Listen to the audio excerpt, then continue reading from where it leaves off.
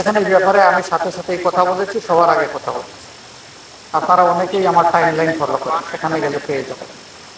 আমি স্পষ্টই বলেছি, এটা জনগণের প্রতি সুবিচার করা হয়নি, এটা জনস্বার্থ বিরোধী।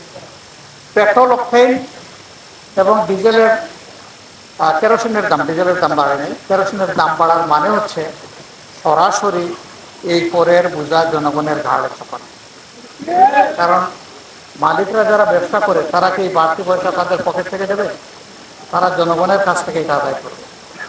জনগণ সবাই গাড়ি চালায় না এবং সবাই ইন্ডাস্ট্রির মালিক না, কিন্তু জনগণ সবাই জিনিসপত্র কিনে খায়। ওই গাড়ি চালক যারা, তাদের গাড়ির যখন পরিবহন ব্যয় বেড়ে যাবে তখন জিনিসপত্রের দাম অটোমেটিক্যালি বাড়বে। অতএব ফকির থেকে আমির, ধনী থেকে গরিব, শিশু থেকে বৃদ্ধ, এই করের যন্ত্রণা সবার গাড়ি চাপে। একটু দরদ নিয়ে চিন্তা করার দরকার ছিল।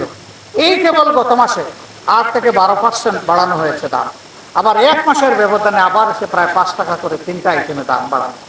এটি আসলেই জনগণের উপর একটা জুলুম।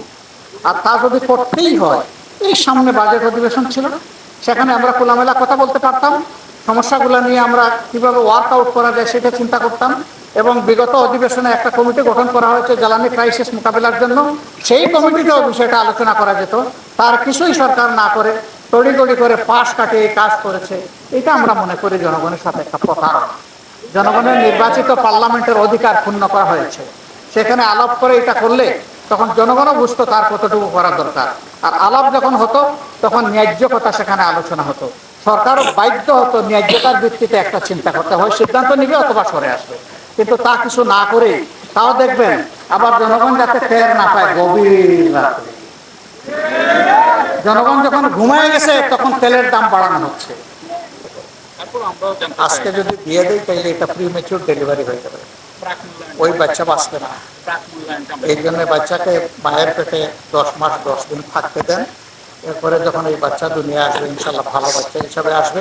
তবে একটা কথা শুধু বলতে চাই, দেশ ভালো নেই। এদেশের মানুষ এত রক্ত, এত জীবন দেওয়ার পরে যা প্রত্যাশা করেছিল, সেই প্রত্যাশার বিপরীতে এখন দেশ।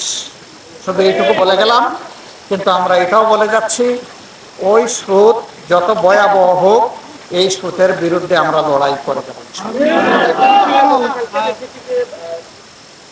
এবং এটা কথায় নয়, এটা কাজে প্রমাণ করতে হবে। এ বিচার দীর্ঘসূত্রিতার দিকে যদি যায়, তাহলে আমরা ধরে নেব যে এই বিচার হবে না।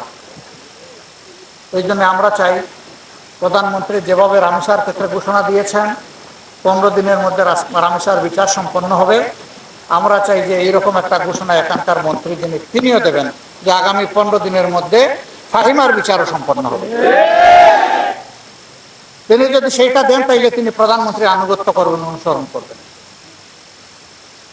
এবং অবশ্যই এর জন্য তিনি দোয়া পাবেন। আবার ঘোষণা দিয়ে বসে থাকলেন, কাজ হলো না, ওই ঘোষণা আমরা চাই না। যে ঘোষণা দিবেন সেই ঘোষণা বাস্তবায়ন করতে হবে। আমরা তাদের কাছ থেকে এটাই প্রত্যাশা করি। আমরা আলহামদুলিল্লাহ ফ্যামিলির পাশে আপনাদের সাথেই থাকবো, আপনারাও থাকবেন, আমরাও থাকবো ইনশাআল্লাহ।